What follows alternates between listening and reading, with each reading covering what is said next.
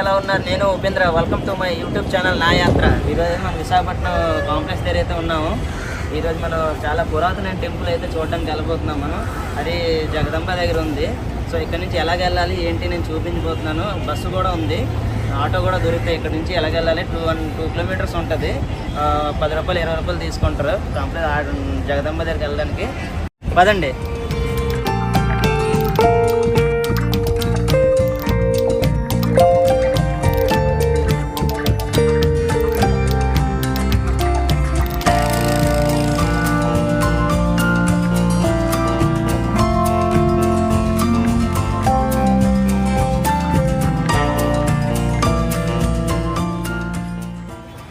మొత్తానికి జగదంబ సెంటర్ అయితే చేరుకున్నాం. జగదంబ సెంటర్ అయితే ఇలా ఉంటుంది.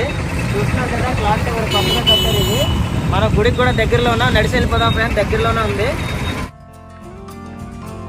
చూస్తున్నారు కదా ఫ్రెండ్స్, ఇదే జగదంబ థియేటర్. దాని పక్క సందు నుంచి లోపలికి వెళ్ళాలి. అమ్మవారి గుడికి అయితే ఇలాగే వెళ్ళాలి. నేను కూడా వెళ్తున్నాను, రండి ఫ్రెండ్స్.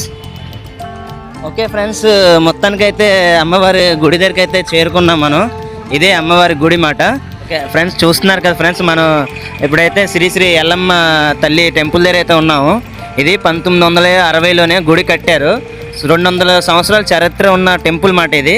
విశాఖపట్నం పుట్టక ముందు గ్రామ దేవతగా ఈ విశాఖపట్నంలో ఈ అమ్మవారు పుట్టారు ఇక్కడ. సో లోపలికి వెళ్దాం రండి ఫ్రెండ్స్.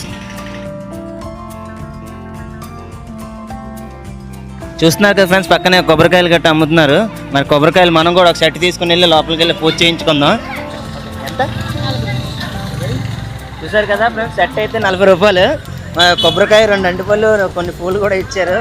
పూజ చేసుకుందాం, లోపలికి వెళ్ళి రండి.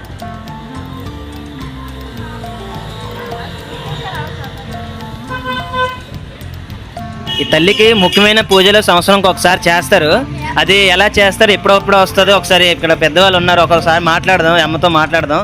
శివరాత్రి అయిపోయిన 9 రోజులకు కానీ 11 రోజులకు కానీ అమ్మవారి మొలగశేర నక్షత్రం వస్తుందండి. ఆ మొలగశేర నక్షత్రం వచ్చినప్పుడు తొలేల పండుగ అవుతుంది. అంటే అమ్మవారు ఊరేగిస్తారు.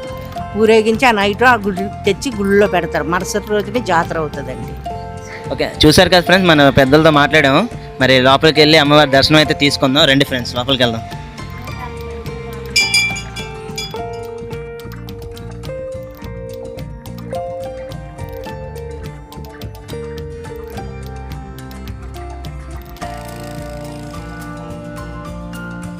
గుడి దగ్గరికి అయితే వస్తే ముందు కొబ్బరికాయ కొట్టేసి, ఈ కొబ్బరికాయ అయితే ఇక్కడ కొట్టమన్నారు. కొబ్బరికాయ ఇక్కడ కొట్టేసి మనం లోపలికి వెళ్దాం.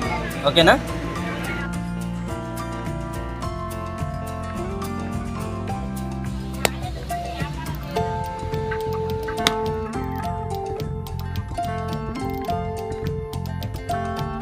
లోపలికి వెళ్ళి అమ్మవారి దర్శనం అయితే తీసుకుందాం, రండి ఫ్రెండ్స్, లోపలికి వెళ్దాం.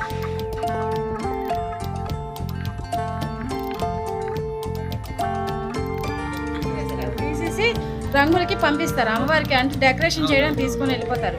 అది ముహూర్తం చూసి పంపిస్తారు. ఇప్పుడు 2వ తారీఖున వెళ్తుంది అమ్మవారికి. 2వ తారీఖున వెళ్తే 7వ తారీఖున నైట్ మేము తీసుకొని వస్తాం ఊరేగింపు రోజు.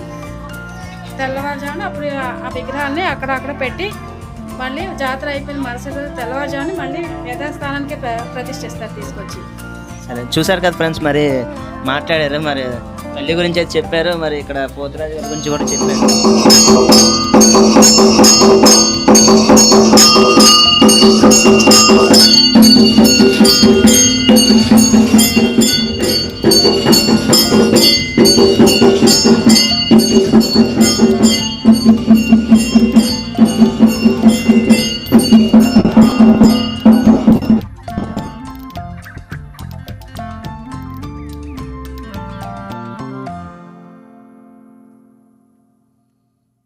మరి చూసారు కదా ఫ్రెండ్స్, మరి విశాఖపట్నం గ్రామ దేవత శ్రీ ఎల్లమ్మ తల్లి కోసం అయితే మనం తెలుసుకున్నాం. గుడికి కూడా వచ్చాము.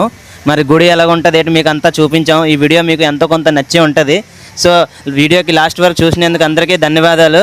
సో ఫ్రెండ్స్, మరి వీడియో లైక్ చేసి ఛానల్ సబ్స్క్రైబ్ చేసుకోండి. ఎందుకంటే మరొక మంచి వీడియోలతో మరి మీ ముందు వస్తారు ఉపేంద్ర.